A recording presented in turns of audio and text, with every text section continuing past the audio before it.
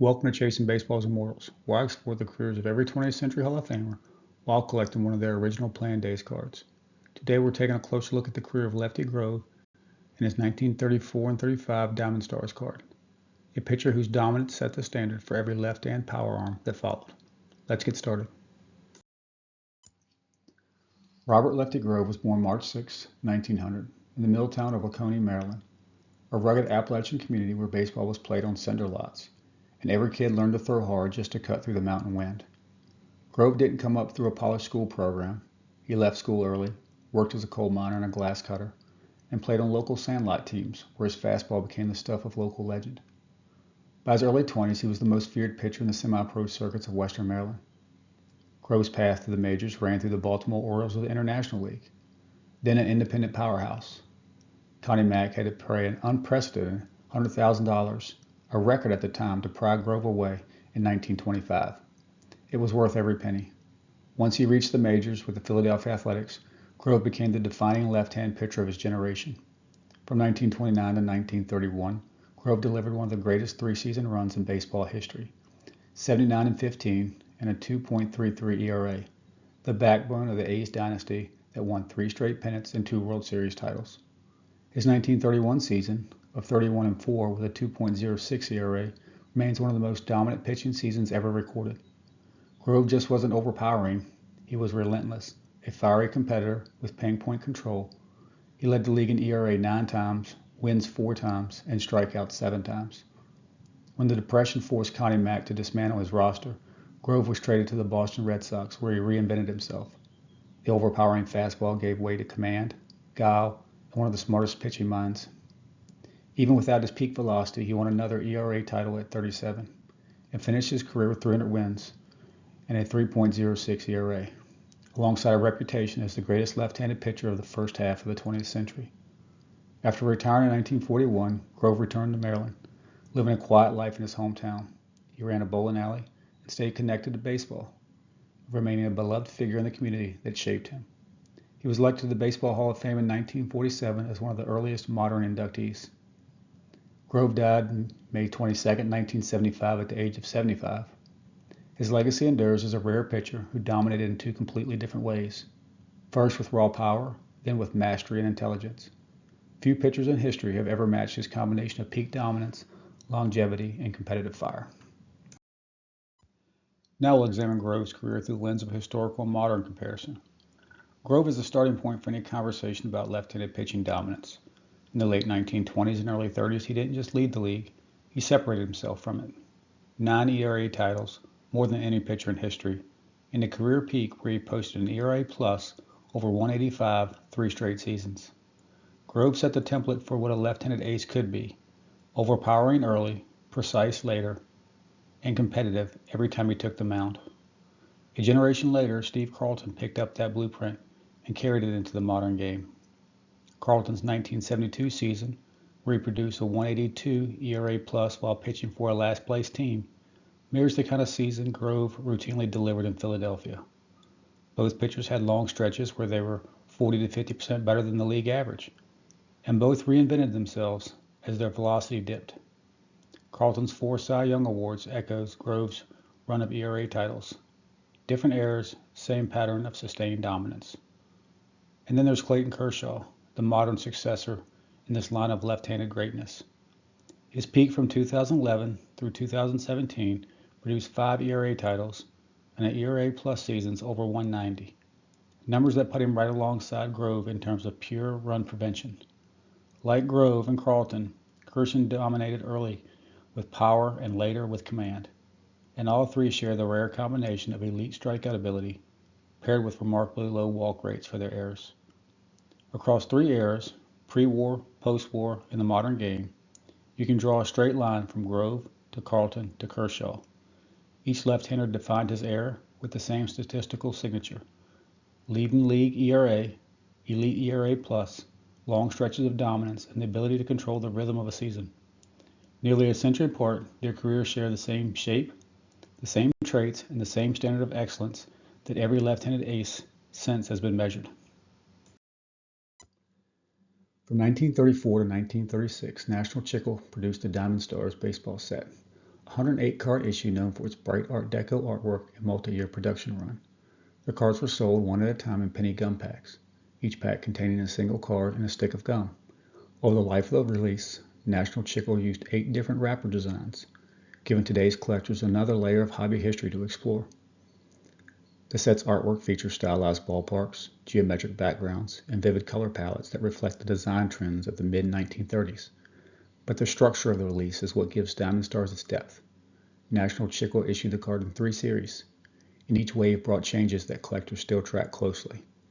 The 1934 series, cards number 1 through 24, were printed with green ink backs and a 1934 copyright line. The 1935 series features cards number 1 through 84 and reprints of the first 24 cards plus 60 new subjects.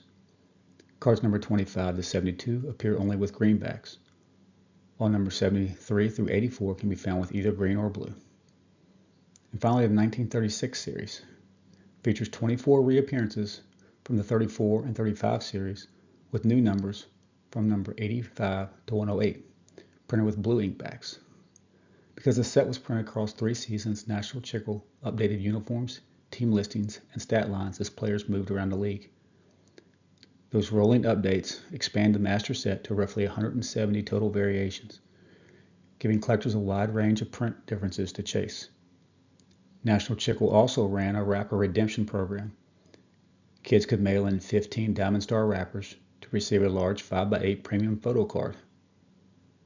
While the checklist does not include Ruth or Gehrig, it features many prominent players of the era: Jimmy Fox, Hank Greenberg, Mel Ott, Carl Hubble, Rogers Hornsby, and many others, each illustrate in the distinctive style of the Diamond Stars. Lefty Grove's card leads the checklist at number 1, and it remains a key piece for collectors. The illustration shows Grove in his Red Sox uniform set against a bright, geometric stadium backdrop that reflects the set's Art Deco approach. Several factors contribute to the card's importance in the set. It appears in multiple printings, with updated statistics across the print run. Its position as the first card in the set has historically carried a premium, tied to the long-held belief that the first and last cards in the stack were more likely to take damage from rubber bands and handling. Due to these factors, the card is one of the more valuable cards in the set, with recent sale prices for a PSA 5 at approximately $2,800, a PSA 3 around $1,000, and a PSA 1 around $250. All right, now let's look at the card. Here's my example of the 34, 35 Diamond Stars Lefty Grove. This example is fairly well worn. No creases in it that I can tell, or wrinkles, but there is some light staining, obviously rounded corners, decently centered, but it is off left to right. And the color is still fairly good on this example. On the back, it does have some staining. I don't know if that was glue or what that was, but you can still, everything on the back is legible.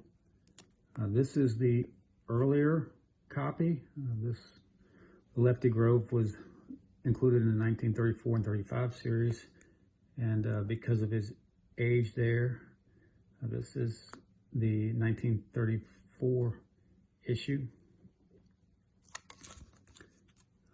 This is an SGC1.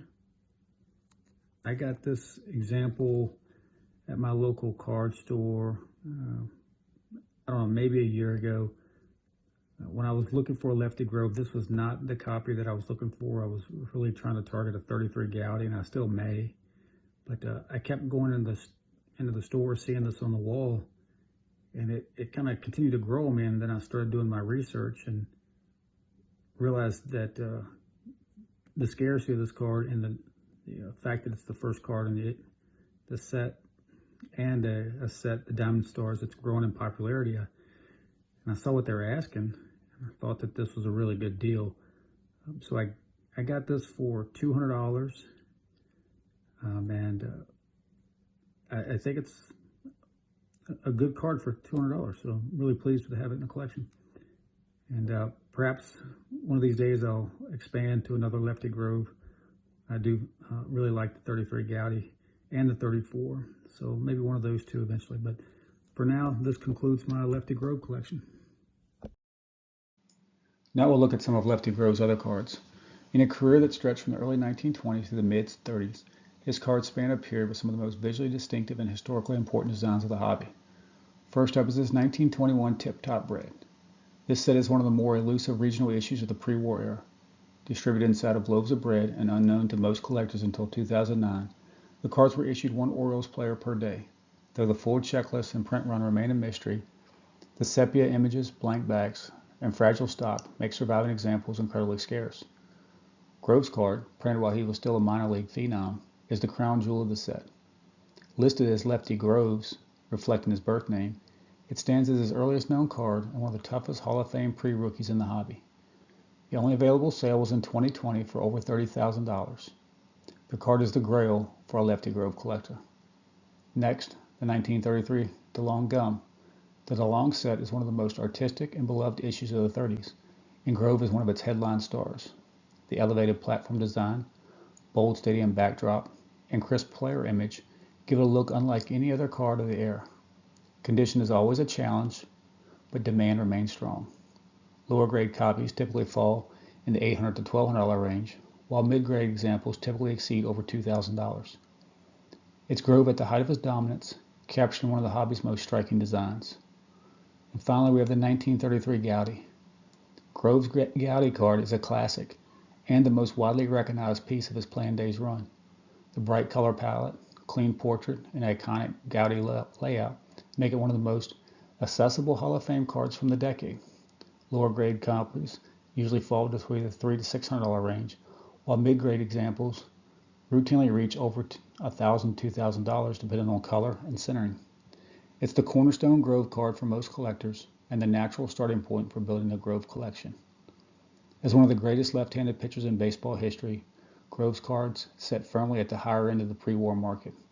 Between his generally scarce early issues and his appearance in some of the era's most popular sets, building a Grove collection requires a meaningful investment.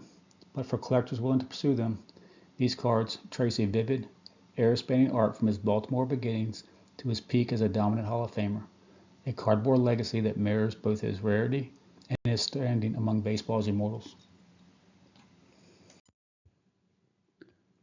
On deck, we'll dive into the career of Ron Santos, the anchor of the Cubs infield, a 9-time All-Star, and one of the most complete third basemen of the post-war era. We'll also break down his 1961 Topps rookie card, a key rookie of the 60s. See you then.